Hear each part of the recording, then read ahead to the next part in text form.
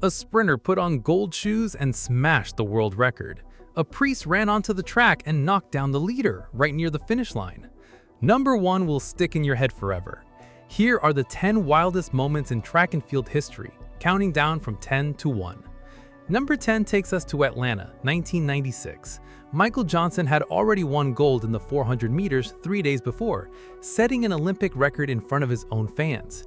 Now he stood at the start of the 200 meters, chasing something no man had ever done at the Olympics, winning both races at one single games. He ran in bright gold shoes that looked like they belonged on a trophy, not on his feet. Fans were already calling him the man with the golden shoes before the race even began.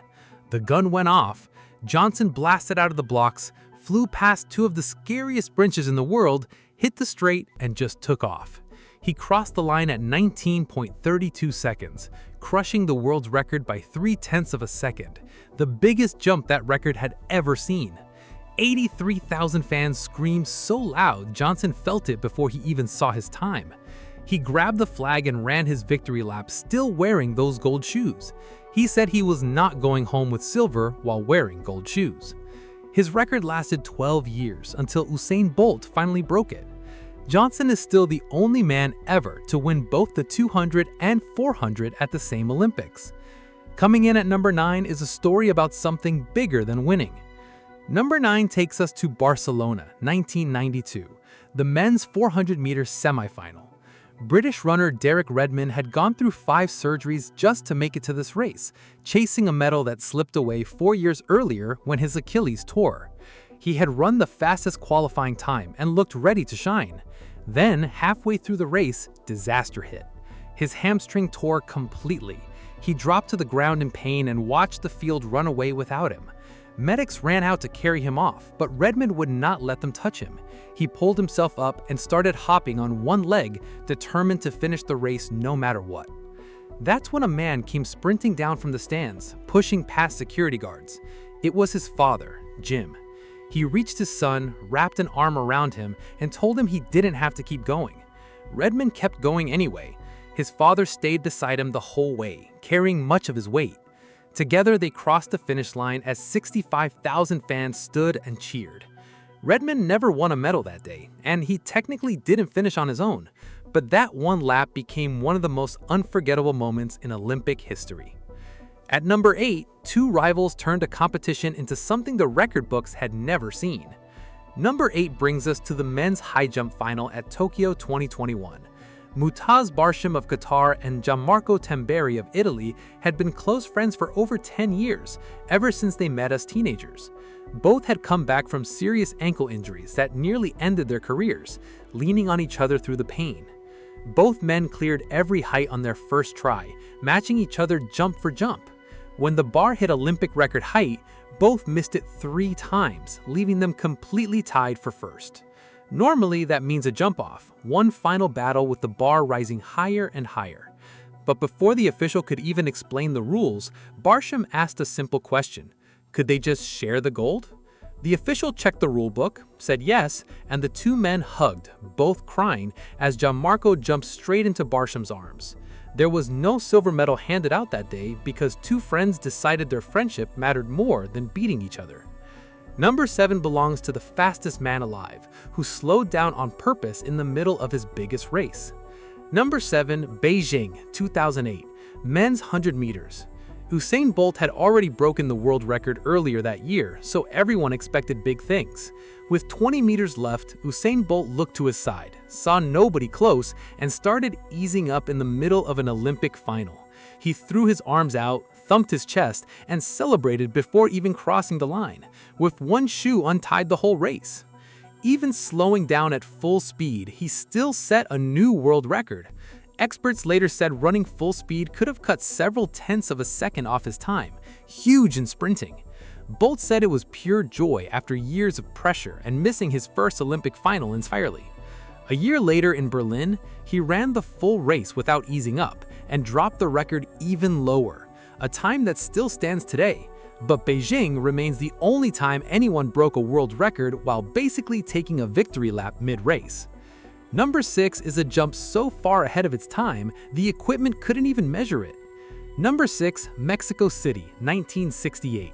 American Bob Beamon barely made the final at all, fouling his first 2 jumps and needing his teammates' help just to save his third.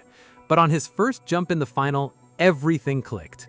He sprinted down the runway, launched into the air, and landed so far out that the electronic measuring device couldn't even read it. It slid right off the rail. Officials had to grab an old tape measure by hand. It took them nearly 20 minutes to confirm the number, while a confused Beamon just waited. He had beaten the world record by almost 2 feet, the biggest jump in the event's history. When his teammate told him how far he'd gone, Beamon's legs gave out and he dropped to his knees in shock. That single jump gave the sports world a brand new word. Even today, when something seems way too good to be real, people call it Beamon-esque. His record stood 23 years until an American finally broke it in 1991. Halfway through the list now, number 5 is a moment that split public opinion for over 30 years, and people still argue about it today. Number 5, Los Angeles, 1984. Women's 3,000 meters. American star Mary Decker and 18-year-old barefoot runner Zola Budd, who switched to British citizenship just to compete since South Africa was banned, were built up as the biggest rivalry of the Games. With more than 3 laps left, Budd moved into the lead, cutting slightly in front of Decker. Decker's foot caught Budd's leg. Decker stumbled, grabbed at Budd to steady herself, ripped the number off Budd's shirt, and fell hard onto the grass. She couldn't get back up. Her Olympic dream ended in 1 second while she lay there sobbing, watching the race go on without her. Budd kept running, bleeding from her ankle, but faded to finish 7th. Officials disqualified her right away, then reversed it after watching video from 6 camera angles. None of that stopped 90,000 fans from booing her every lap. It took the 2 women more than 30 years to finally sit down and agree it was just a terrible accident. Neither one ever won a medal in that race. At number 4, proves a gold medal can be stolen in broad daylight without breaking a single rule. Number 4, Athens 2004. Brazilian runner Vanderlei de Lima was leading the marathon with less than 5 miles left, about to become the first Brazilian to ever win Olympic gold marathon.